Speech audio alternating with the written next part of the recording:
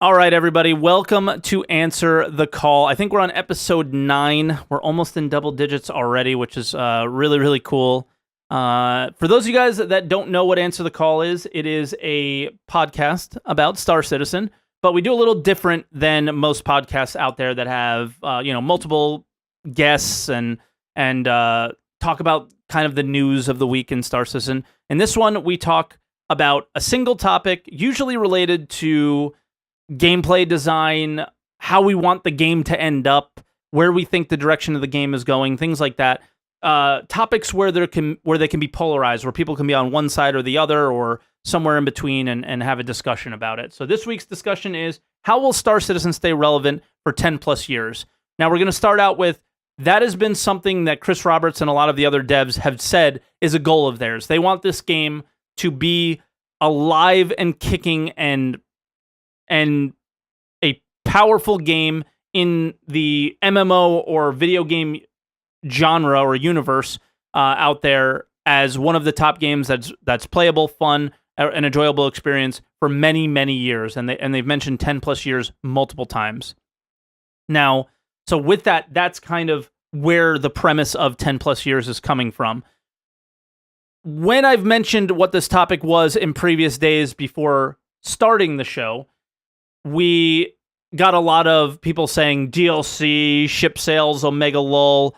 Will the game even be out in 10 years? A lot of kind of funny stuff like that. But the kind of direction that I want to take the topic in is more on the gameplay design side of it. What kind of gameplay are they going to put in the game to make it enjoyable for 10 plus years? That's what I mean by relevancy. A replayability, a game where you're going to have a lot of people playing. It's going to be alive. You're not going to hear people saying dead game, or at least a lot of people saying dead game. You know, every game has their guy saying dead game, by the way, and stuff like that, But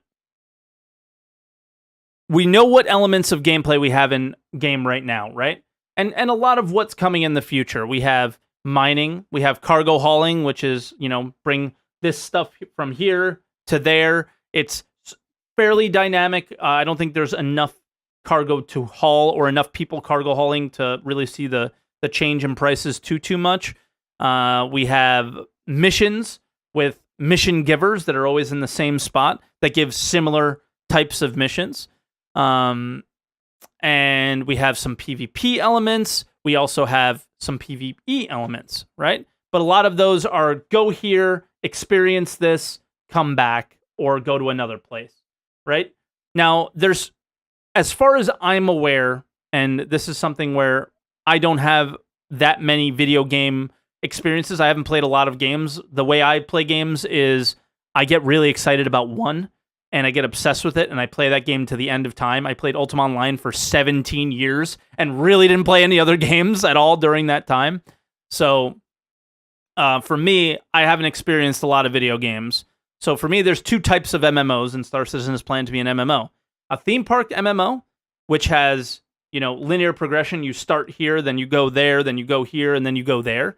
And a sandbox MMO where you can kind of go anywhere, do anything, and you have a lot more, you can place a lot more of a stamp on the universe in the game.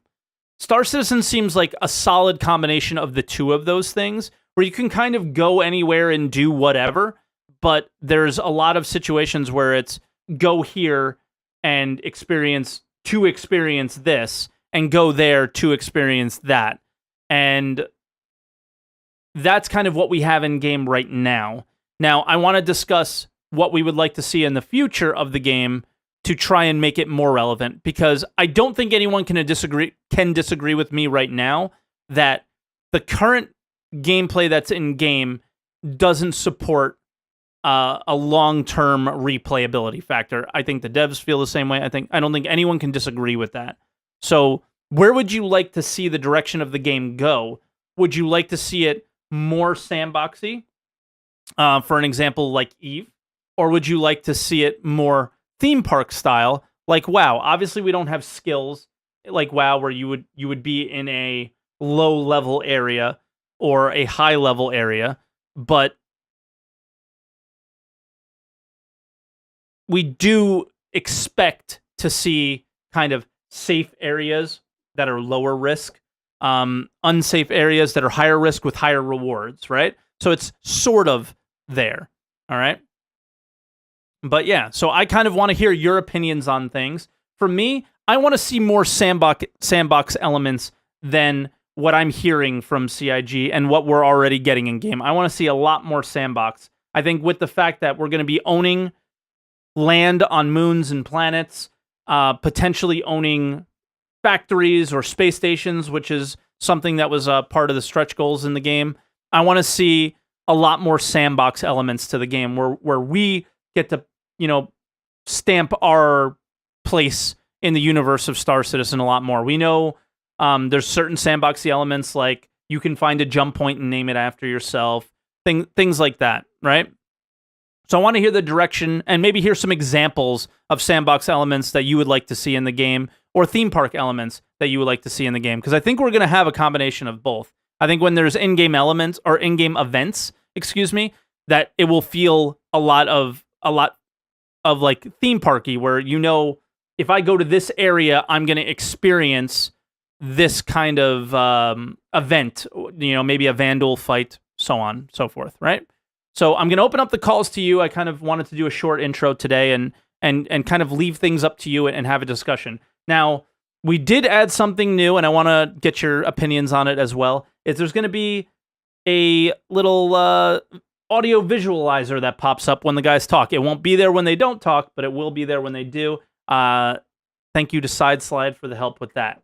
So, and as well as Sunday of Doom, who kind of popped in Discord and helped me configure it. But it was SideSlide's idea to use something in particular. So, all right, we're going to bring in our first caller, and our first caller is Unmatched. I think he's a first-time caller to the show as well. Unmatched, welcome to answer the call, man. Hello? Hello. Yeah, how you doing? I'm doing real good. How about you? I'm good. I'm happy to be on my answer the call for the first time ever. I'm really excited about this topic right now. You sound really excited, man. Yeah, because I believe I have a lot of MMO experience that makes, my opinion relevant. Perfect. So, yes, I've been playing MMOs since I was like 12 or so. Nice. With the start of RuneScape. It's a little known game. People know RuneScape for sure, man. My brother plays RuneScape still. He loves it. Yeah, I do too. But I also have over 150 days in World of Warcraft too. Okay, cool. So how should we start this? You said that you want to focus on what's going to keep Star Citizen relevant as in gameplay. Absolutely, yeah. But when you talk about that too, not only does gameplay come to mind, but there's also one other thing that comes to mind. I would like to get into both of those topics that popped in my head when you. All right, so the first thing that makes a game relevant, like the thing it's a topic that's always been on my mind. I've even asked you guys questions when you do Redacted before. I did the send a message in and stuff like that on this topic. You guys talked about it, but the first thing that I would think would make a game stay relevant is its payment model. And I believe that if Star Citizen were to stay relevant for 10 years, it has to have a good payment model. And I believe that the payment model should be subscription based. Okay. And so obviously you're talking about like ISK in EVE, or like gold, like people buy subscriptions with gold in WoW, right? Like you could do it can do it in game as well as out of game. Yeah, yes. Man, people are gonna freak out. Yeah, I understand. But I don't really agree with having to trade in-game money for game time, but it's a necessary thing now because basically what spawns up when you don't have that is like $1 million black market industries, and I've seen it happen in both WoW and in RuneScape. So I think the selling of game time for in-game money, it's a necessary evil, if you want to say that. But the reason why I think subscription based is necessary is because, for one thing, you don't have to have CIG, cutting out certain parts of the game, in order to sell it to us. They won't need to sell skins or whatever like that. If they have stable income, they could just focus on just developing the game instead of saying, oh, we're gonna keep that skin to sell it on a shop later, or we're gonna cut out this part of the game, or we're gonna try to sell you patches or whatever. You know what I'm saying? With a subscription model, they know the money is coming in, and they don't have to focus on trying to milk the consumer. On top of that, we get better focused content and stuff like that. You don't have to, they don't have to sell booster packs or sell in-game ships. Imagine if you're playing and you're grinding up to our hammerhead, but Joe Smo over there, he plopped down $600 because CIG sells the hammerhead when it comes out of concept for a certain amount of months. And he blows you up with his hammerhead when you're trying to earn your way up to getting a hammerhead, but he just spent in-game cash for it. You know what I'm saying? There wouldn't be any need for that if there's a subscription base. You get what I'm saying? I definitely get what you're saying, and I'll start with this. CIG believes and has funded the game with the basis that they would never go to a subscription model. So we'll start with that, right? But I don't disagree with you necessarily, because in my opinion, the way that they plan on funding the game, as far as we know up to this date, I don't necessarily believe that they will be able to fund the game based just off of selling gold in game for currency, right? Or for real money or whatever. Selling in-game currency. I don't think that can necessarily hold the progression of the game that we may want to see, because we also know the fact that they're going to release the game in a state that we didn't expect it to be released in, not with 100 planets, in their minimum viable product is going to be much smaller than originally anticipated in terms of the actual scale of the universe, right? But at the same time, they've funded it this way. How? And I really want to get away from this topic as soon as possible and go to gameplay, because I think that this show's just going to turn into how should Star Citizen fund the game show, and I don't really want it to go there.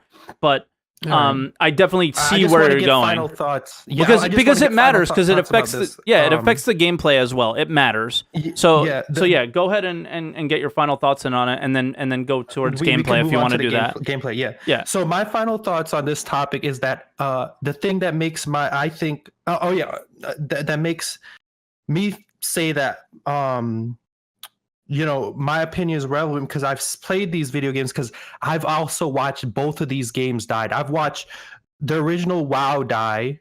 Now they're moving to WoW Classic, and I've watched RuneScape die. RuneScape, it's basically two games now. It's RuneScape 3 and Old School RuneScape. Yep. Old School RuneScape is now more successful than RuneScape 3, which is the original game. You know what I'm saying? And that's why I'm saying a subscription model is better, and they were. Old School RuneScape is that the proof of that. Now World of Warcraft is copying them, which is turning basically making a game for the old people. They're making World of Warcraft Classic now. Everybody's hoping that they don't put microtransactions in it. You know what I'm saying? So Old School RuneScape is my it's my holy grail to show that this game needs to be a subscription based game, and at the worst part be like, you could turn the subscriptions, you could buy subscription tokens and sell them in game for real life for in-game cash. You know what I'm saying? Yeah. So that's my final thing, is that RuneScape, Old School RuneScape just hit a all-time high of 150,000 in-game players, concurrent in-game players, just 2 weeks ago, and it's just a subscription-based game. A lot of people are leaving RuneScape 3 to come to old school RuneScape, and that's why I feel so, and 150,000 in a old game like that. Like, a lot of people in the Twitch chat are being like saying you don't really know what you're talking about. And if the thing is if those numbers are true, that's a lot of players. That's a lot of concurrent players. Yeah. And yeah, it's a lot of concurrent players. All right, so let's go to the gameplay part. Before you do you mind if I'm lucky. I'm the host, so I get to get the last word, just because.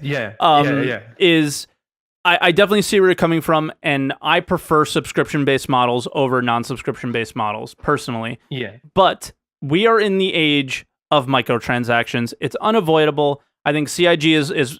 I don't think CIG is going to switch to that model as much as you would like it to be there. And to be honest, as much as I would like it to be there, I prefer subscription model over anything for the same reasons that you do. Is that they're not going to have to take away any content from anybody because the subscriptions should cover it. They don't have to go out and sell you anything because the subscriptions to the game that is already fun should cover it. But we're in the age of microtransactions. These guys are going to sell skins for this, that, and the other thing, most likely, and that's just where we're at. And I think we just kind of, unfortunately, we're going to have to accept that. I wonder if one day they may, and I hope they go about it the right way and say, "Hey guys, we thought it would work. It didn't. We think the subscription model will work. We hope you guys would like to take part in it. Whatever, But if that's the case, I would still go with a subscription. I think if people are enjoying the game, I think most of them will as well. But we'll see. Right. We'll see what happens. Go ahead with what kind of gameplay do you want to see? What kind of gameplay engages you in MMOs, since you have a lot of MMO experience? The thing that I would say has a wide appeal is, first of all, CIG has to know their audience. They have to know who their audience is, who they're trying to appeal to. You know what I'm saying? If you don't know your audience, you're gonna just be flailing around in the dark, hoping you hit the mark or something like that. Who is CIG's audience? That's for the more of them to figure out themselves. I can't really say. I could offer some some advice to them. It's just that, to me, it's the people that makes an MMO are the hardcore players. The people that will bring you in most of the money are the casual players. You know what I'm saying? But for your game to actually become relevant, you have to bring in the hardcore, because they're the ones on Reddit. They're the vocal people. They're the ones saying that your game is really good. They're gonna bring in the casual players, and those casuals, they're gonna go to moderate. They're gonna go to hardcore, and that's where you have a sustainable fan base. You get what I'm saying? Of course. I think, personally, I think that their fan base is old school Wing Commander players and a lot of EVE Online guys and a lot of MMO players and people that have found Elite Dangerous. They're space and sci-fi fans. They're older players. So they're people that experienced EVE. They're just like you, people that played Ultima Online like me, RuneScape, things like older MMO gamers. I don't think right now the audience is not that younger audience. I think we will get that younger audience in the future. But so that's why I kind of mentioned I'd like to see the more sandboxy stuff, because I think a lot of the community in EVE is waiting for Star Citizen to come along. Yeah. I actually got kicked from a fleet and banned from their channel in EVE because I was talking about Star Citizen, but they were too open-minded about it. You know what I'm saying? They're on the scam side. Yeah, they're on the scam side. But all right, so going to gameplay, I believe that the gameplay definitely does have to have a grind to it. It has to have a grind to where you feel like you're making progress every time you put a significant amount of hours into the game. It has to be, you have to feel invested into the game. And you won't feel invested in the game unless you work for something. All right. Absolutely. If something is handed to you, you won't feel emotionally invested for it. You wouldn't care for it. You know what I'm saying?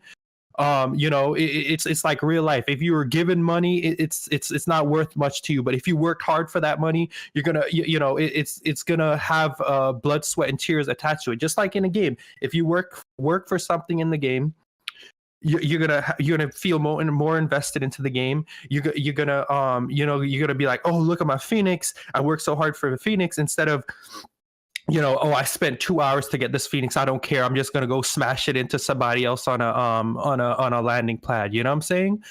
But Yeah. I think the gameplay has to drift more towards you know, you have to work towards what you have to get. It has to have a certain bit of grind to it. That's why I'm okay with the certain with the high prices that I see on ships right now, because as long as the game, but the gameplay has to be good. It can't be super repetitive. You know what I'm saying? You know, it has to be slightly enjoyable. You have to leave room to allow people to come in, so you could, because no game only, they become super real good when you have friends involved. That's what they have to when you're doing these missions or you're doing grinds. You have to, CIG has to have the allow you the ability to bring in friends, so you know you could make memories with these people. That's at least for me, that's what's going to make, you know, Yeah. be the bread and butter of the game. You know what I'm saying? I agree for sure. When I try to step into Star Citizen by myself, it's not even as close as fun as when I'm hopping, like saying, as streamers like Cidero's channel and play along with him, you know. Whoa! So Don't go promoting other streamers here. No, I'm just kidding. I'm just kidding. All right. But yeah, I believe I agree with you when you say that the game has to be a sandbox, because theme park, I don't think it works out. Give me, when you say the word theme park, it just reminds me of World of Warcraft, and Yes. I cringe a little bit, especially the way that game died. I literally saw the moment it died. I remember the certain moments that game died. Like when I first saw the Celestial Steed come in game, and I was looking at this guy, I was like, you popped $25 to thing that, and then next thing you know, they started homogenizing all the classes, making them the same. All classes had a healing spell. All classes, you know, they make the game less immersive. Another thing is to make the game immersive. The game has to be immersive. You cannot, immersion is a big thing regardless if a player is a role player or not.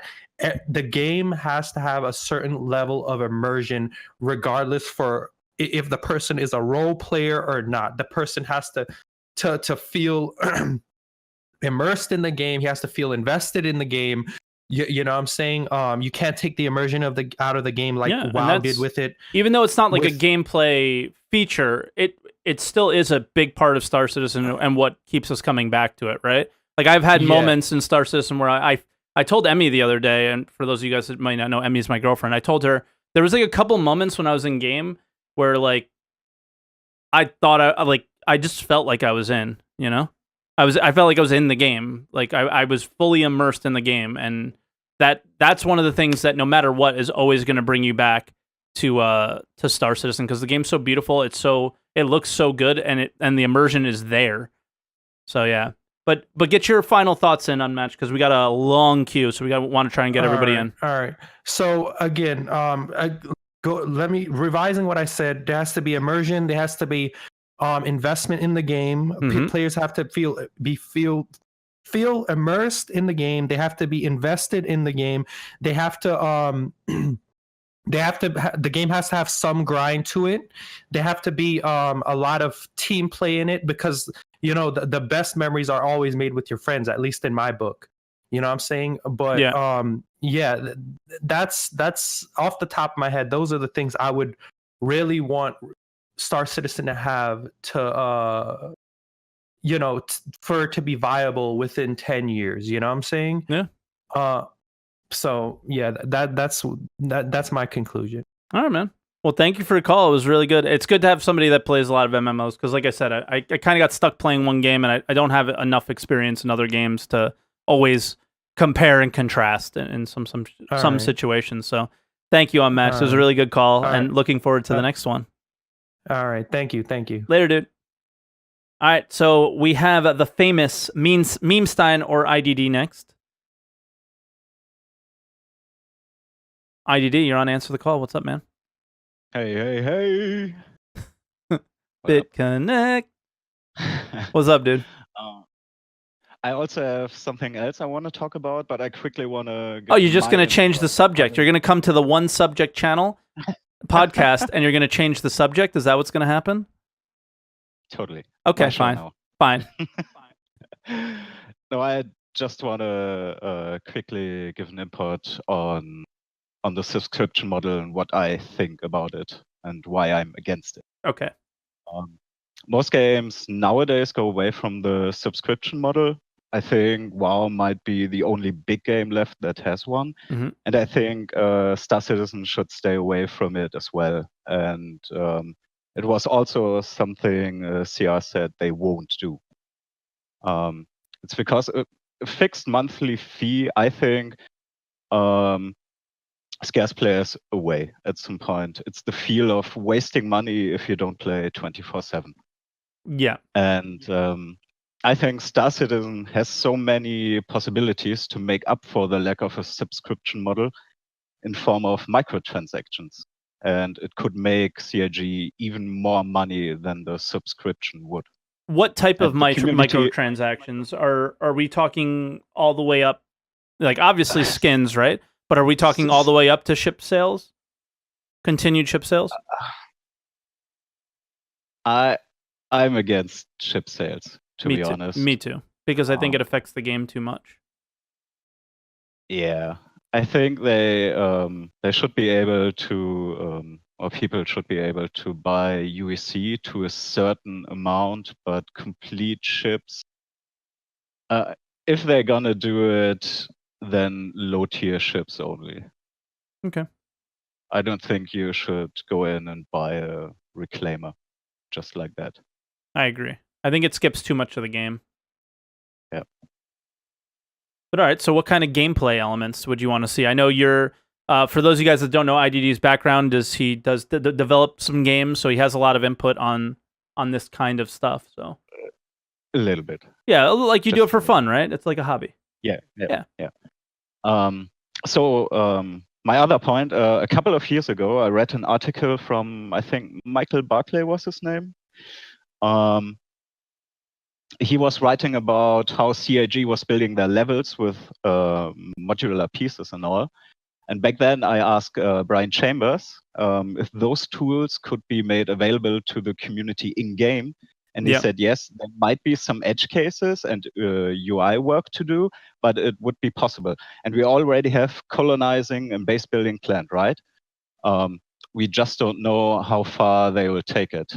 And that's what I think could give the game a longer lifespan. Imagine the community populates entire planets and moons and builds space stations and hubs. And so you set more sandbox elements. But the problem with that is they're gonna. I agree with you, but you know full well with all the issues they have in game now. Do you think that they would be able to solve the problem of us? They want their game to be beautiful, and I'll go back to I've always, like, for those of you that watch the Redacted podcast, and if you haven't, I'll put the link in the description or above. Is I always go back to a game that I played a lot, Ultima Online, and one of the biggest problems with Ultima Online was when they took away their cookie cutter planets, their cookie cutter houses, and you had the choice from a small square house to like all these different things, and they can only fit in certain areas. And then they went to these big squares that you can customize yourself, but most people aren't artistic enough or creative enough to make something beautiful. So all that you had all over the Ultima Online world was these big squares, and it took away from the beauty of the game. And I think the game is still beautiful today, but a lot of people, look at Ultima Online and say it's ugly, but whatever. It really took away from it. Now, what you're kind of implying there is that we would be able to kind of place things and do stuff. I wanted to interrupt a little bit and say there would have to be some restrictions to it, right? First off, for performance reasons, and second, for the overall, they want their game to look like the way they want it to. Well, I think thanks to OCS, performance shouldn't be the giant issue. We'll see though, because you're talking. I mean, We'll see. of yeah, course, yeah. But we also know we will have game masters, right? And yeah, I think they could overlook, or you have the community like a report system, saying like you could write a ticket and say, hey, this guy was building a giant penis on the planet. Yeah, please please remove. So the the community could monitor that as well, or help monitoring it. But I think it would be nice, like I agree. players building an area, and the game master could jump in like, wow, that's a nice area. Let me add a NPC shop right here, so it's not only a player's area anymore, but you incorporate NPCs as well.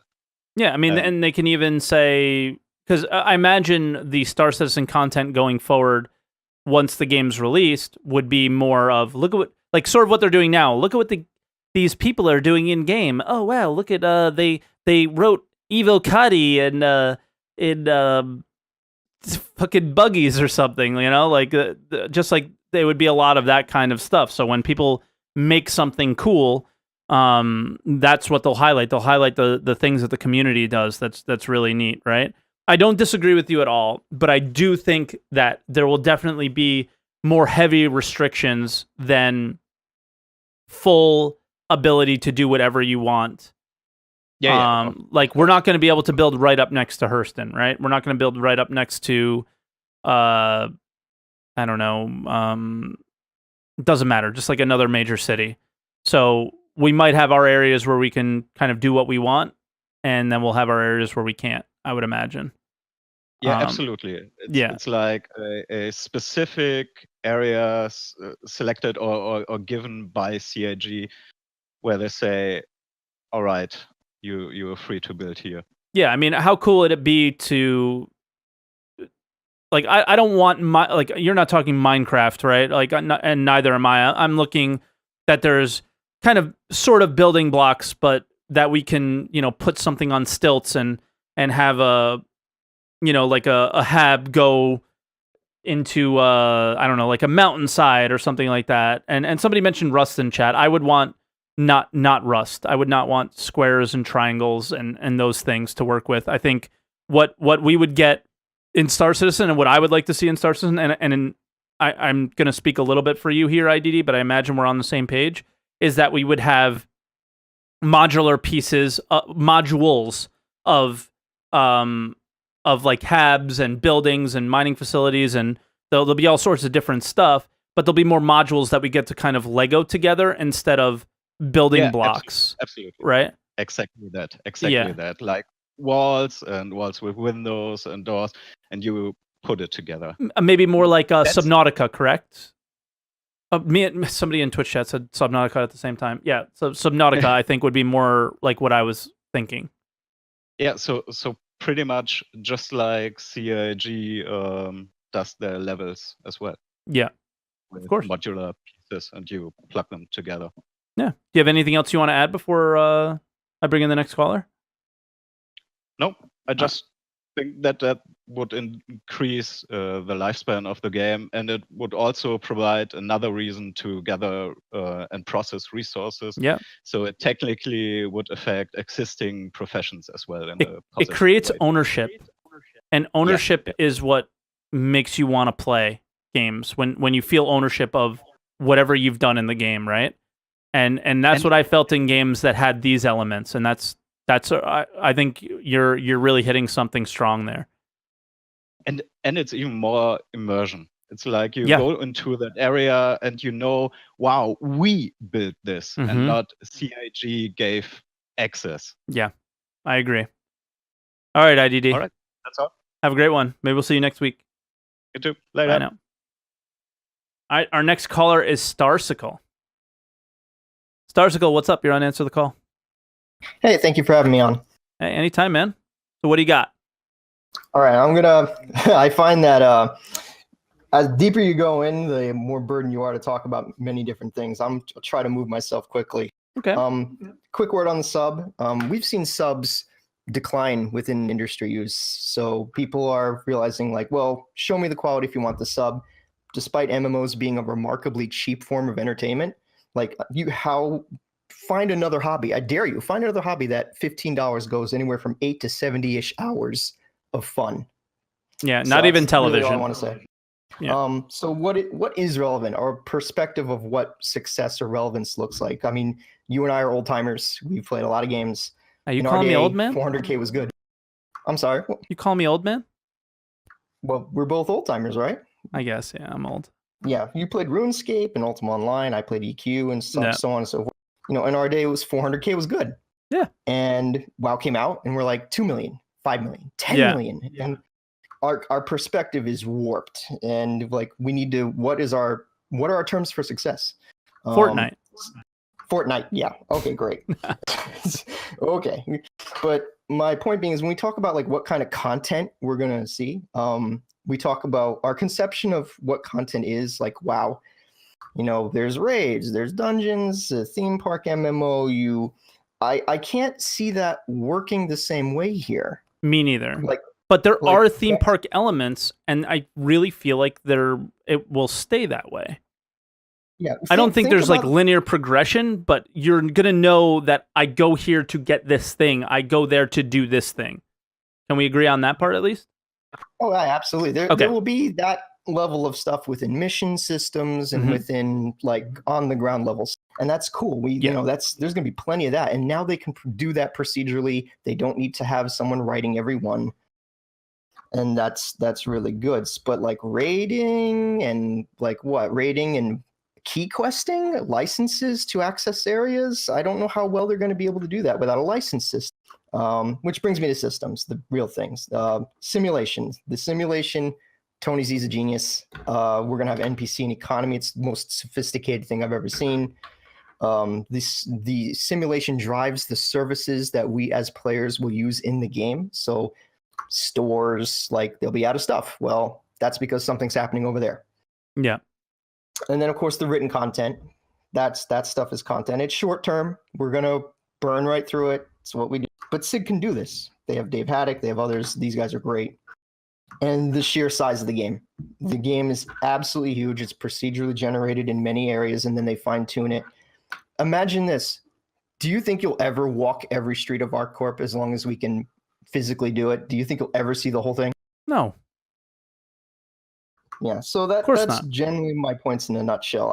I honestly think they have the tools to do this. They have the systems to do this.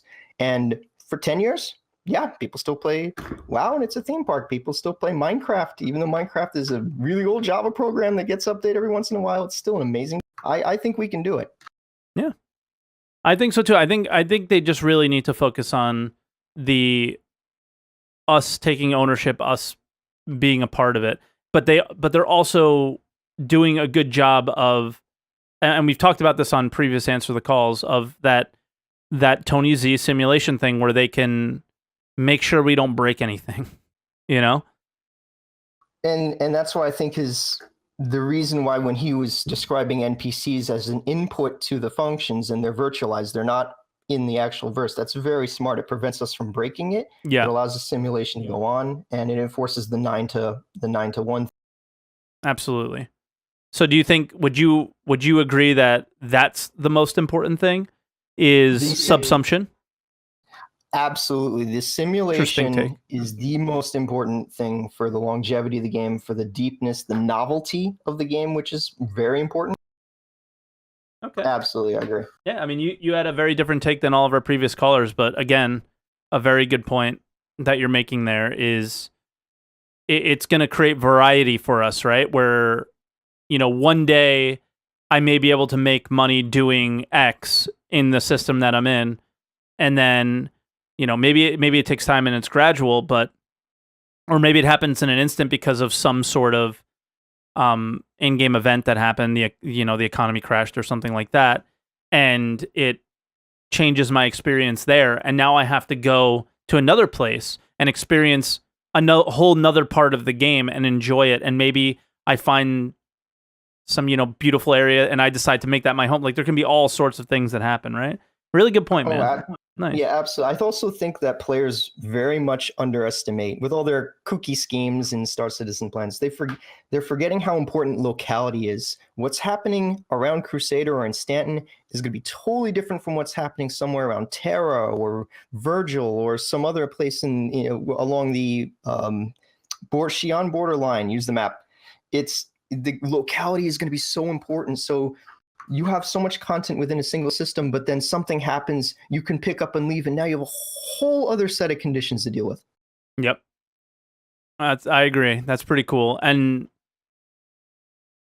yeah, I mean, and you're probably going to hear through the grapevine what's happening, and you're going to be like, man, I wish I was there. And if travel times are anything like they are now, it's going to be a significant trek to have to go over there and experience it. And when you get there, it's going to be worth the trip, maybe, And we don't have a magic information network either. We have to drag information and data across the jump points. So there's information lag, there's information quality. That's going to be huge. Yep.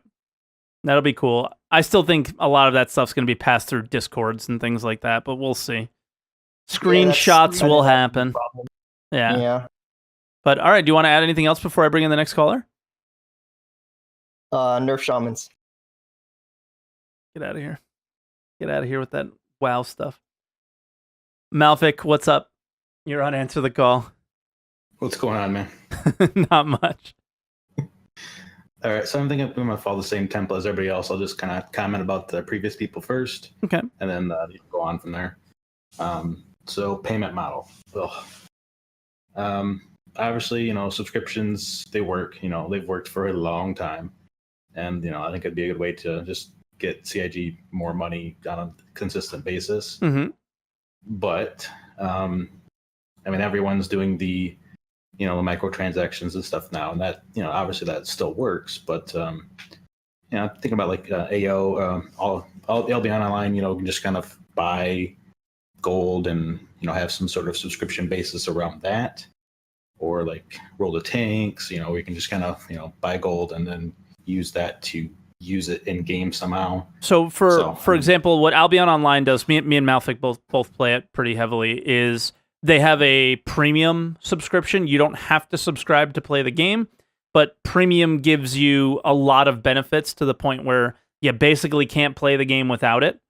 And so it incentivizes subscriptions, but they're not needed to play the game. So I think a lot of the people that brought up subscription models up to this point, they were subscription access models, where this subscription model is the premium subscription model. So that's a little bit of a different take at it, which right. It works. It works for Albion. I've been subscribed to it, and I don't necessarily like that for Star Citizen personally, but yeah. Continue on. I'm sorry. I just wanted to make sure people understood the difference between the two. Oh, sure. Yeah, definitely. Needed some clarification there. Yeah. Okay. So I'll just leave that there and we can talk about that later. But okay. As far as like owning things in game, that definitely is something I want to do in Star Citizen. Yep. But again, you just have to be very careful on how you do it.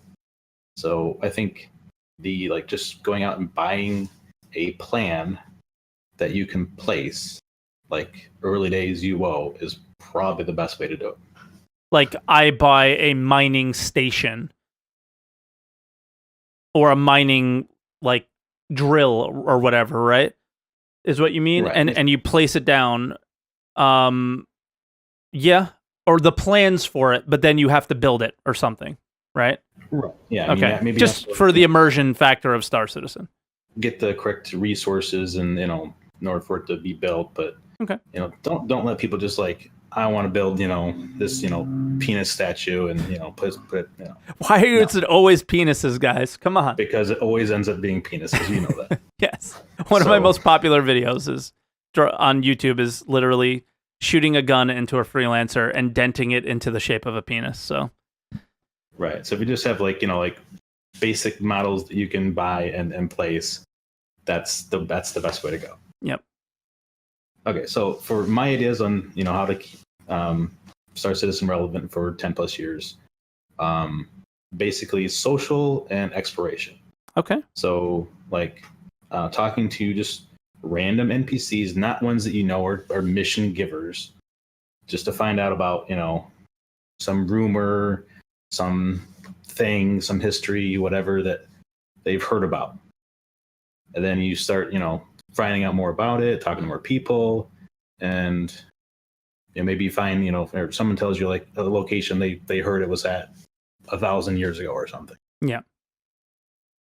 And so that on that same thing, if you just fly around and explore stuff, and you find some hidden treasure, you find some lost tech, you find something, a ship, there's something to keep you invested in the game and just looking around. Yeah.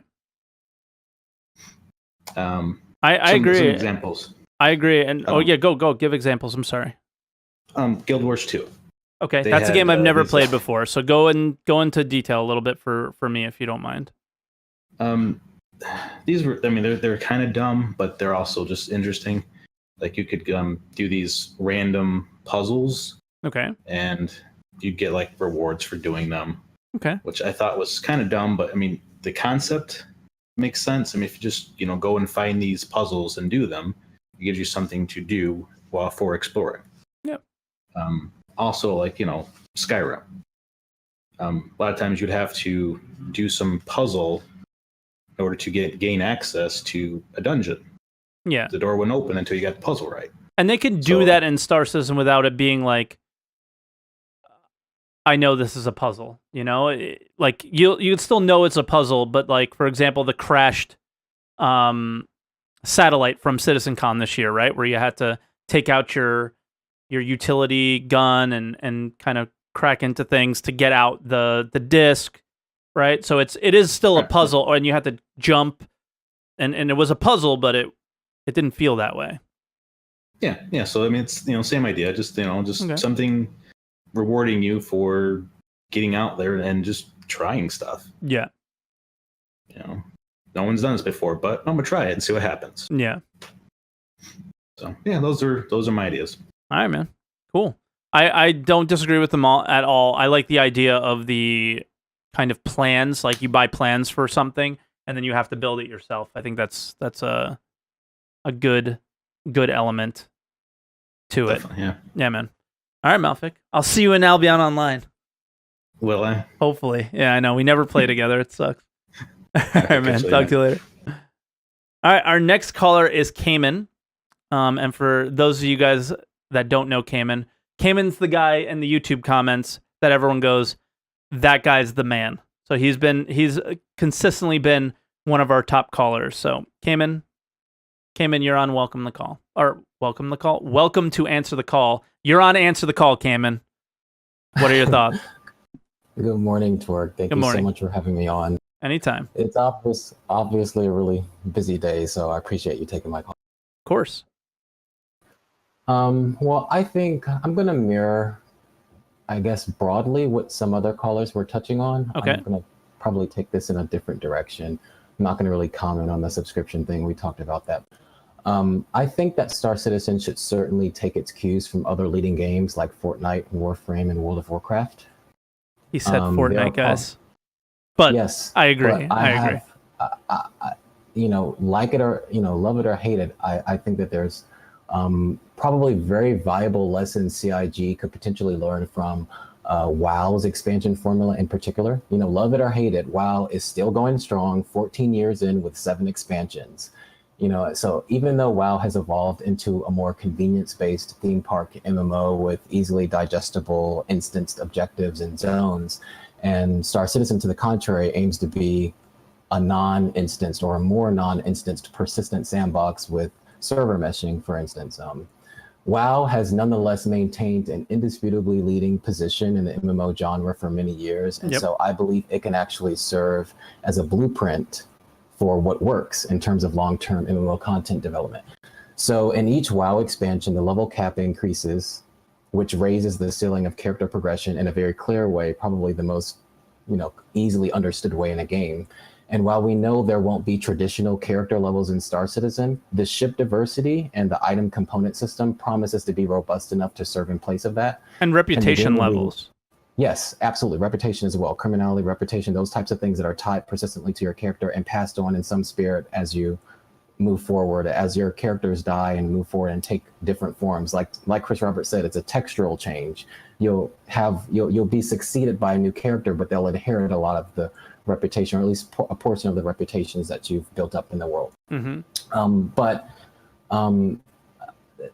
So we know that the game is going to be launching with dozens of ships, possibly over 100 at the pace they're going, with items and components to match. So Star Citizen will have a very broad itemization landscape, and expanding on that will be key, I think. For instance, like I imagine starting out with a standard issue multi-tool as a noob. We're all noobs. We start out at launch. Standard issue multi-tool that can do a bit of everything, maybe some very light mining or salvage.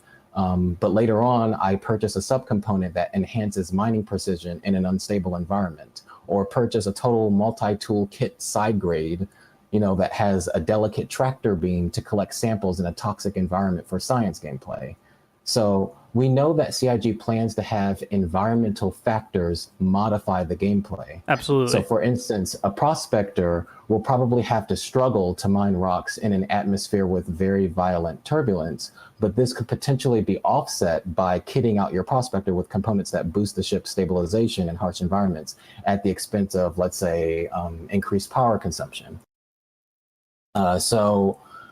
CIG can add all types of modifiers to existing gameplay loops just by adding new physical environments, and doing this will extend the variation in the grind itself and keep the gameplay loops fresh without necessarily needing to come up with a new ship or bloat the game economy with unnecessary, new discrete items that they come up with just for very specific targeted purposes. They don't necessarily have to do that if they can tweak and modify the gameplay with those environmental changes. So I'm extremely excited for this concept because I see so much potential for them to iterate long-term content based on how we know they're building out the game.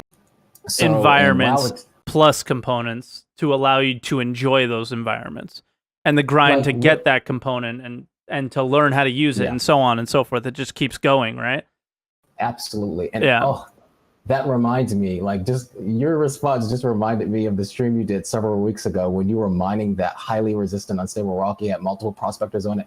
I was at the edge of my seat watching you do that. Yeah. And the first thing I thought about was wouldn't it be cool if they added a cooling laser that did the opposite of heating up the rock? Because when you overcharge by accident, you have to wait for it to come down.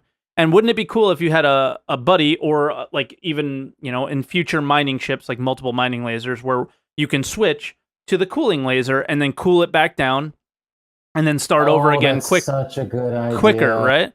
So, and the UI will show the dynamic response as that person is cooling it off. You all can there's a global readout of the rock status. Oh, that's such a and then but then it creates I actually would prefer it to be on two different ships, where it creates even though you're in a solo ship like a prospector, not just the rocks that are really difficult to break would you need multiple people to work with to crack them, but you can also just go out as a mining crew and have your guy there as your cooler, and then there's the one that's the breaker, and then there's the one that's the the guy who picks everything up. There can be multiple roles to mining then. Yeah, and there's so much opportunity there for this sort of layered, nuanced gameplay, even at the small group level. Yeah. But touching further on the WoW expansions, there's also some minor gameplay evolutions that occur in them, like flying mounts, talent tree tweaks, the garrison feature added in Warlords of Draenor, I believe. I didn't play WoW past Blackwing Lair way back when, but I did follow the games. It's a huge game, so of course I followed it. Yeah. But as I understand, the garrison feature added this stronghold where you could recruit followers and gather resources. It was basically a home base. This sort of island of progression opportunities specific to that individual player's interests.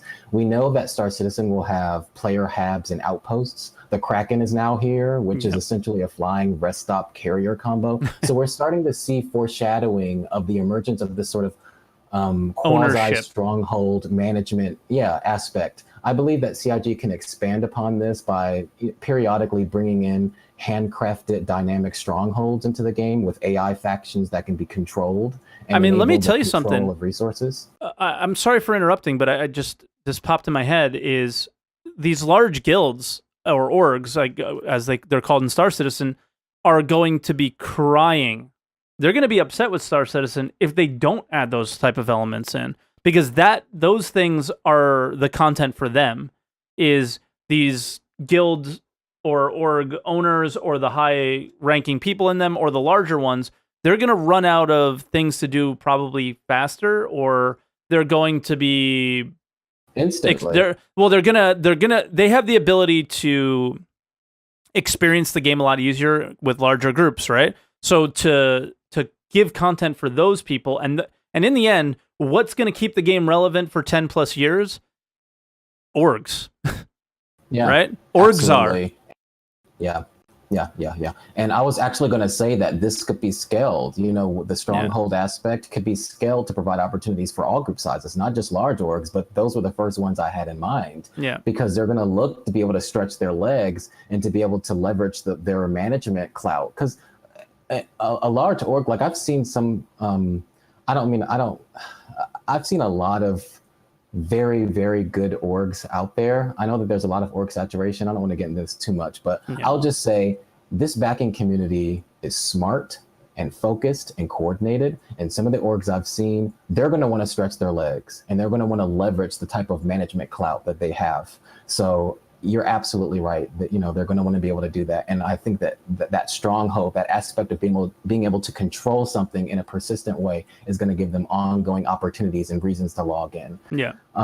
So, and perhaps most importantly, with regard to expansions and kind of taking inspiration from WoW, there are changes or additions to the game world, major changes oftentimes. So in Cataclysm, for instance, many areas of Azeroth were destroyed from Deathwing's invasion, and Deathwing was the end-game PvE raid boss of that expansion. Okay. In Fortnite, we also see this similar concept of an evolving map that creates this tension, this continuous narrative interest that's tied into the game world. So Chris Roberts has stated his intention to have in-game universe events from time to time push the universe's story forward and create these sort of dynamic opportunities and time-sensitive objectives that players can scramble to. Obviously, this could certainly create PvP scenarios if you're competing for resources, doing the stronghold thing that we talked about in a lawless system, for instance. Mm-hmm. But on the flip side, imagine the death of a beloved NPC and the players, us, me, you, others, attending their funeral. That type of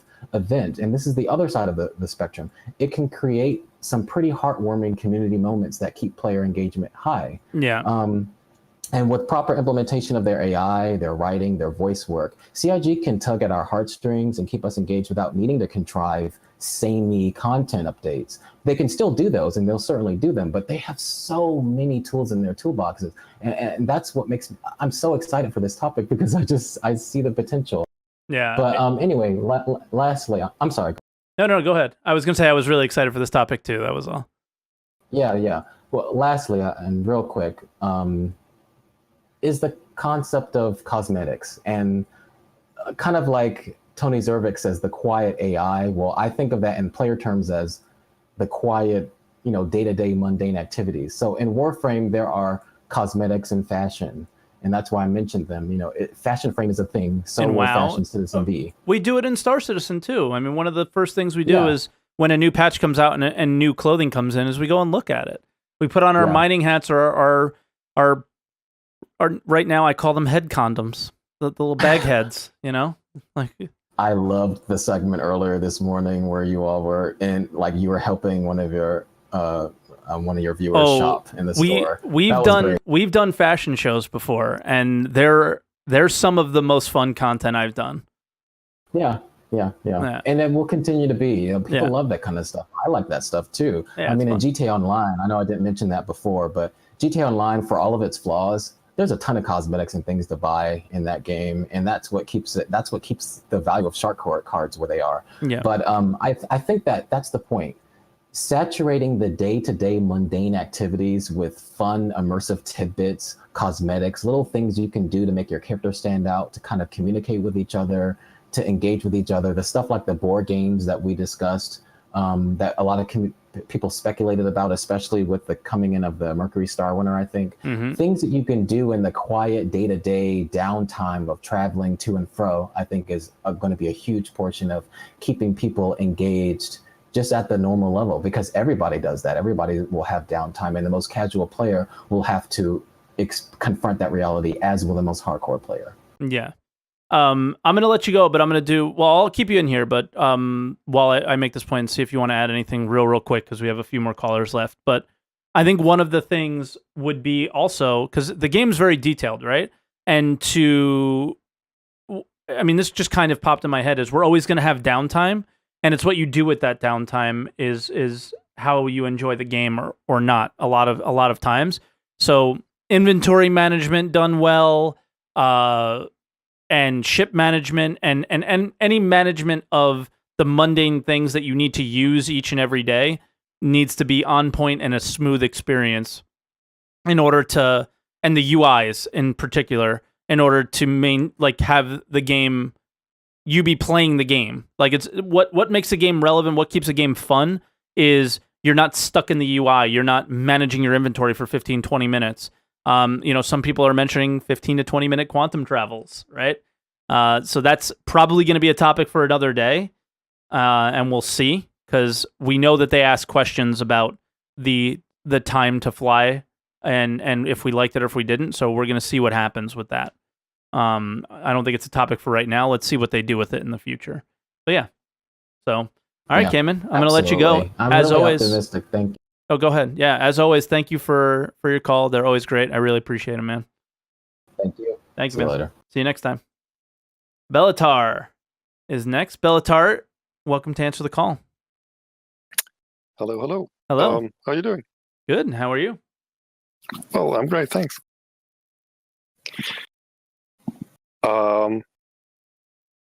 Why do I not hear you now? Do I have to keep the stream on audio? No, you don't hear me? Now I hear you. Okay, cool. Well, I think I won't have much new to add, because all of the points I was going to make, others made already, and maybe better. Okay. Maybe I could just focus on those points that I really think that are crucial and important. Go for it. One of the main ones was the one that IDD made earlier. Okay. About players creating their own content, expanding the world, like building stuff, taking ownership, cities, outposts, basically populating the universe. Yeah. Because something that we might learn from other games, other MMOs like WoW, Star Wars Galaxy. is Star Wars Galaxies, for instance, is that PvE content takes static PvE content, like in WoW. Developers take a year to develop it, and then players consume it in 4 weeks. It's extremely cumbersome to make, and it doesn't last very long. It becomes grindy and boring very, very quickly. So you will need some stuff like that, something like those daily quests, those blue quests from World of Warcraft or World quests, so that when you enter the game and you don't feel like doing something complex, or just want to wind down after a busy day, so you have something simple to do, so that you have some kind of white noise in missions, some simple stuff that you can engage into. Okay. But you need to balance that out, and the more important part would be to have the tools in game so that players can create their own content. Yeah. So in the sense of I'm after 5 years of playing, I'm the fat rich dude, and I feel like having a very rare dye on my coat, and there is some very fancy and rare plant on some planet that has not yet been discovered. So I create some kind of contract for someone to pick up, which would require explorers to find the planet. It would require biologists to extract that from the plant. It would require production, and I'm just fantasizing here. Yeah. So this kind of content where players engage with each other, but that require an in-game toolkit to be able to put those missions out there for yourself, not designed by not designed by the developers, but by the players themselves, so that you can say, I have a mission editor, and say, okay, I want to do this, that, put it out there, whatever you want to do with it, and then others go for that. So you would like to see them kind of elaborate more on the service beacon system and allow you to create more elaborate service beacons for players and stuff, and that would create where it's definitely a more sandbox element to the game, and you're creating missions that are more like the missions that CIG creates for themselves. But that's pretty cool. Now, I was going to pose this earlier, but I didn't want to interrupt you. You were talking about the ownership of things, and nobody really mentioned this yet. Is what about more ownership of your ships? We know that they're not really interested in doing too much modularity inside the ships or about the ships, but with paint jobs and maybe some little internal modular things or additions to ships, wouldn't that help things like add to the ownership? Because ships are really important in the game, and we've talked a lot about owning land or owning a building, but what's the main part of the game is the ships. And what I feel that they're going to need to do is create ownership of that before anything. Is create better ownership of my ship. My Phoenix should be different than your Phoenix. My Orion should be different than your Orion, and why, you know? Definitely very important. Yeah. So I'm interested in seeing how they may do that, and hopefully they do that. Regarding that, I remember that one of my very first gaming experiences, and one of the most motivating, was way back in the day when X-Wing came out. Mm-hmm.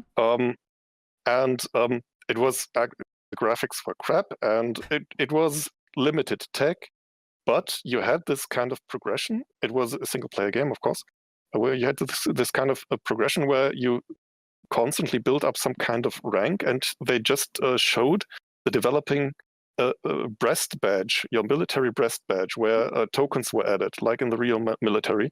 It was super simple, but it was something that showed your progress, and it was purely cosmetic. Yeah. So, and I think that is something, if you can individualize and can dye your clothing, have combinations of clothing, have dye on your ship, maybe even a paint job with signs on your ship, or guild logos, all sorts that. of stuff, or org logos, I should say. And that is especially important because it gives you a high motivation without falling into that power creep trap. Yeah. That WoW falls into, where it always has to be the more powerful item, and that's a carrot in front of your nose as well. It works, but it's a kind of trap, because you have this big number creep where they need to do an item squish every 1 or 2 expansions and all that crap. And I think doing this via cosmetics is way more healthy for a game. Cool. All right. Do you have anything else that you want to add before we bring any the other callers in? Because we still got a couple more. Yeah, I see. Let me think. Now, I think the really important core point is find and design tools for the players to create their own content, be it PvE, cooperative, or PvP, which is the ultimate goal. If you have engaging PvP for everyone, this is the least operational effort versus the most versatile gameplay. And so I think that's more the direction they're going than anywhere. I mean, we see with their ATVs, they're always talking about emergent gameplay, right? Us creating the gameplay. I think if anybody is on point about the direction that Star Citizen will likely actually go, it's you with that point there. And I really hope they deliver on that. Yeah, create the basic daily quest, those static theme park quests. It's fine. Mm-hmm. So you have something to do if you don't feel like doing complex things. But the absolute focus needs to be on giving tools to players to create their own content. Yeah, man, for sure. Okay. All right, Bellatar. Well, thank you so much for your call, man. Hopefully we'll see you on another one. Me. Anytime. See you next time, bud. Bye. All right, we got Coldest Blood. I think Coldest Blood's a first-time caller. Coldest Blood, welcome to answer the call. Thanks for having me. Anytime, man. What's up? So, with the talk of theme park Mhm. and sandbox, I think theme park and sandbox should be pretty well balanced, and I think it would be important to keep both gameplay aspects in play, so it broadens the likeness to everybody out there. Absolutely. Dynamic missions as far as like invasions from the Vandal and stuff like that. It would be a waste to not use the Vandal for things like that. Of course And not. like kind of doing away with any of that would be kind of a shame and kind of pooping on the work of the developers for designing amazing creatures like that.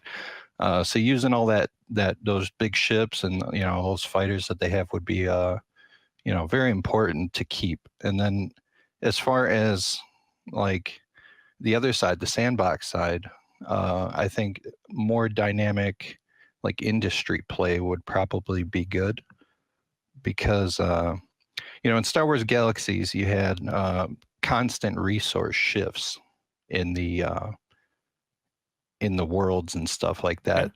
There would be qualities of different ores and stuff like that would move around, and I think if they had like some kind of like density factor or some kind of underlying quality factor to the different materials, and we could craft items like ship weapons or something like that. Say you have a base on Hurston, and you could become like a partner to Hurston Dynamics for that locale, and then you could use the resources around there.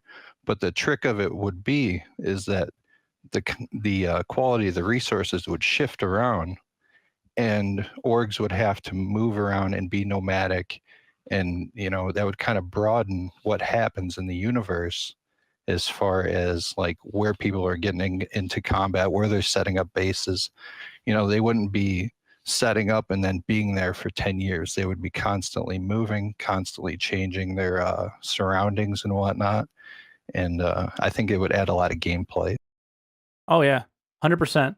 And we're seeing them start to go in that direction a little bit as well, with the fact that we've seen them in mostly in the monthly reports talk about the crafting system sort of with the refineries and things like that, where I don't think we're actually going to be crafting like traditional MMOs, but we will be crafting in some sense, where bringing materials to a place to have it refined, bringing that refined material to a place to have it created into an item, maybe bring that item to a place to have it added with other items to create a weapon, potentially, is where I kind of see things going. And maybe, like you were saying, is you can have that assembly line on your owned portion of your moon or your planet, potentially, and I think you would have to be like you said, tied to a company or something where you can use their blueprints. Yeah. Yeah, that would definitely add a big dynamic to the game. Like I said, it would keep people moving around, stuff like that, and it would keep people in certain places, and other people would move on, and it would make big shifts. And I don't think anything would get old at that point. With the cargo system and just kind of dropping stuff off and building up a base, like eventually that base is going to be done. You're not going to need anything else. This would promote like salvaging of like enemy bases, big attacks to take over territories, things like that. It would make exploration more viable, since they kind of cut back on our jumping and stuff like that.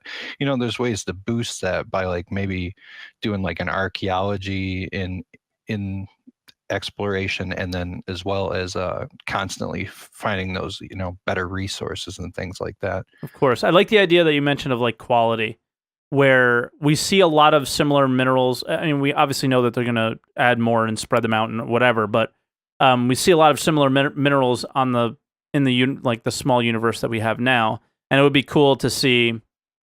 I mean, I guess they sort of do have better quality in the sense that there's more dense like rocks than others when we go mining, but to also add the quality element to it would be really interesting as well. Yeah, like if you had like 6 components as far as materials on like a laser cannon. Yeah. And all of them had like a 85% density versus, next door they have 60% on most of their stuff. Yeah. You're going to have a little bit higher damage on that, and it's going to make your shop something special versus the next guy. Exactly. There's always going to be those base weapons that people probably can get for cheaper at the shops, and as well as armor too. I mean, you could start doing armor and you name it. You can go to the ends of the earth on the crafting with it. Multi-tools, things like that. And then the overclocking, even, right. Then you'll have overclocking on top of it too. Mm-hmm. Yeah. Yeah, man. So I think that would make a big dynamic. And then as far as everybody was saying about the subscription base, I mean, if CIG wanted to continue like what they have now, I think people would support it as far as just some cosmetic items for that support every month, like that optional sub. But I think if they do sub, that's what I'd like to see is what they have now, basically. Right. And, keep that. And I think people would be okay with that. And there's going to be plenty of people that'll buy into that. And then ship liveries, obviously. And then like armor colors or certain kinds of armor would be a big thing. People will buy that up like crazy. So as far as like paying for everything, you also have the background tech of the game as well. The background tech they can license out to different people. When this game blows up, it's going to be huge. There's a chance that this studio becomes. There's a chance, okay, that this studio becomes the next, EA, Blizzard, right? I know they clearly want to. They clearly want to with the way they're doing things. They clearly already think they are in some cases with the cons and things like that, where maybe it's a little too early. For stuff like that, but they clearly it seems very obvious what direction they want to go in, and it may be exactly what you're saying, right? And they're putting the time in to do it right, and then these pipelines, people can throw whatever textures and models and stuff in them and make completely new universes and stuff. I mean, it's like you could build lives of games with this. Next company that buys this tech might build a Star Wars game or something like that. I mean, they can simply build the next Skyrim. It doesn't have to be a space game with the tech that they have, and have it be extremely open world, and feel different and feel better. There's so much they can do and go from here. But yeah, okay. We're definitely getting off topic now. But is there anything else you want to add before I bring in our final caller? No, I know you're running kind of close probably. So yeah, man. I'll let the last caller get in. All right, Coldest. Have a good one. Thank you for your call. Thank you. All right, Coldest Blood. And now we got Ponut64. Ponut64 will be our final caller of the day. Ponut64, welcome to answer the call. How you doing? Hello. Thank you for having me. Anytime. I won't be too long. All right. What's the worst caller again? Yeah, we gotta head over to the expo and check out today's the Origin Expo in game. So we're gonna check that out. Yeah, today. I got a form thread in the hardware section called Spot Check. You might, I don't know. Don't worry about that. I'll check it out. My poll for the discussion today is actually a little I generally agree that subsumption that's extremely important for longevity. I think that was an interesting take. I didn't think of that one. I mean, they need that. Yeah, of course. My other take is 10 years is all great, but I'd like a plan to get there faster, obviously, because I'm impatient. But we all are. I think large people who play the game first, they might want just a better way to organize with friends and get something done together. Because people have brought it up earlier that games get played more when you can play them good and have fun with your friends. Yeah. And obviously they're planning that, but I'm kind of hoping they can do a lot better with multiple people working on the same ship, which is working in the same mission. I mean, we don't even really have that yet. Yeah, I know. We still got a The ways to go closest on a thing- lot of it. The closest thing I've heard of is there being a rock so hard to mine you needed multiple prospectors. That's cool. Yeah. It is. But, It was really fun. That experience is probably my best in-game experience that I've ever had. Was holy shit, guys! We can't mine this rock. Just with just one of us. What do we do? And then we were like, all right, well, Yeah. you put it at yours at 50%. I'll put mine at 100, and then we kind of worked it around and to try to do it as safely as possible, so we all didn't die. That was great. Yeah. And that's the whole reason why I backed this game. I'm a low dollar backer, but I have a Dragonfly and an Aurora. And Okay. Aurora's useless. I want the Dragonfly to be useful because it has 2 seats on it.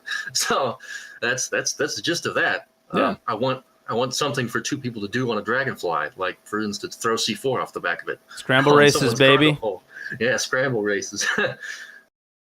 I also think large organizations would like the ability to generate stuff like sooner rather than later. As I've said, I want a plan to get there.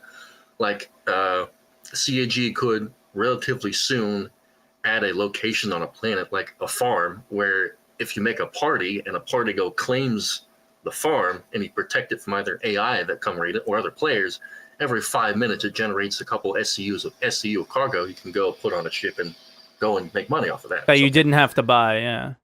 yeah, just a Interesting. way to generate cargo rather than that's basically what mining is right now. It's a way to generate cargo, so it's an exciting possibility. Like they might have on a planet an abandoned mine, abandoned quarry, where there's rich minerals there, but there might constantly be AI pirates there, or even more than the pirates, just players trying to get at that. Yeah. Just a fast way to get to players' emergent gameplay, as they have said. I'm talking about the tier 0 stuff that people don't like to hear about. But Now I'm going to interrupt you, but I it's for a good reason. You're completely off topic, but completely on topic. So I want to kind of clarify where you're going and maybe get your opinion on it. Is for you to think that for Star Citizen to say relevant for 10 plus years is you want it to become relevant faster. yes. Okay. Um, So that's because I you're think- obviously talking all the gameplay elements and features that you're talking about are very short-term things. I but- mean, Yeah. I think short term, and I think that the media cycle thinks short term. Star Citizen has been in the media cycle for like 6 years now, something like that. There are a lot of people out there who have already made their mind up about the game. We want to minimize that number of people, but I mean, who knows? Yeah. Obviously, a long-term plan has attracted this many backers. That seems to make more money. Yeah. But I think at some point we need to turn that long-term plan into a short-term plan to get the game relevant for 1 year, then 2 years, then 3 years, then 4 years. Yeah. But the long-term plan of relevance is scaling this stuff up and making it, improving it, making it better, making multi-crew gameplay better, making your ship more personalized. All these callers, most of them have been great. I don't want to say all, sorry. But Whoa. I told you I'm the worst one. Haha. You're referring to yourself. Yeah. Everyone's touched on good things. There's been some guys here who've come up a lot of great stuff. That more personalization, more gameplay, but I want more gameplay faster. So Okay. that's what I'm saying. I think I was hoping somebody would get to this point. And I kind of joked at it earlier. Is definitely one of the ways for them to stay relevant longer is to get relevant faster. Yeah, that's why I'm saying. Obviously, patches and stability. Yeah, that's but obvious, that little gameplay thing with the cargo idea doesn't seem something that is years away. That seems like something that if they were like if someone's listening and they heard you say that and suggested it, like, I don't know if Christian's here, but Christian is right behind, a major game designer for the game. He shares that and was like, "Ooh, this was a good idea. Maybe something like that can happen in the near future," right? That's why we do these things, is to give the backers a voice, and the backers have a voice in this game, and the devs do listen. Yeah.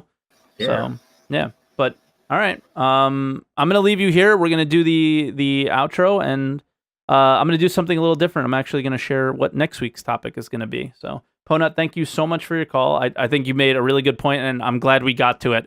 It took until the last call, but we finally got to one of the points Yes. I wanted to make Thank as you, well. Twerk. All right, man. Good call, man. Not the worst call. Obviously, IDD was the worst call. All right. Guys, I wasn't sure how this topic was going to go. I really wanted to make sure that I rounded it together into the what kind of gameplay elements you wanted to go into. And I think a lot of people had a lot of really good points, and we had a lot of really good calls. I was really, really happy with it. So for next week, we will do a topic, and it's from Gabriel Reg. He's in Twitch chat right now, and he may be in the YouTube comments sometimes. I'm not sure. It will be, is Star Citizen 2 immersive? That'll be the question. And then he also says, realism can sometimes make playing a game too much of a hassle. What's your take on it? So can Star Citizen be too immersive, right? So that's going to be next week's conversation. So think about that topic for next week. Thank you, Gabriel, for that. This week's topic was from Newire, so very good topic as well. I don't come up with these topics myself, guys. We have a Discord. That Discord is linked in the YouTube description as well as in Twitch chat by typing in !Discord. For those of you guys watching on YouTube, this is done live every Sunday at 9 a.m. Eastern on twitch.tv/Torque17. For those of you guys on Twitch that are just popping in, I do post this on my YouTube channel on Torque17 Gaming on YouTube, and you guys can catch this later on in the evening today, probably, because it takes a little while to get it up because it's a long video. And yeah, so for those of you guys that liked this type of content, make sure you hit that like button, subscribe for more Answer the Calls, and hopefully some guides to Star Citizen in the future, because I'm going to have a little more time because I'm changing jobs. Excited about that. And leave a comment below. What is your way of keeping Star Citizen relevant for 10 plus years, but keep it in the gameplay elements? And let's try to avoid the subscription model conversation as much as possible, even though I know it's going to be all over the place. All right. So guys, thank you so much to all the callers. As always, thank you Sunday, Zeus, Kazu, and if our new moderator Selby was here, for helping with getting the callers into the queue. And I will see you guys in the next video. Bye, everybody.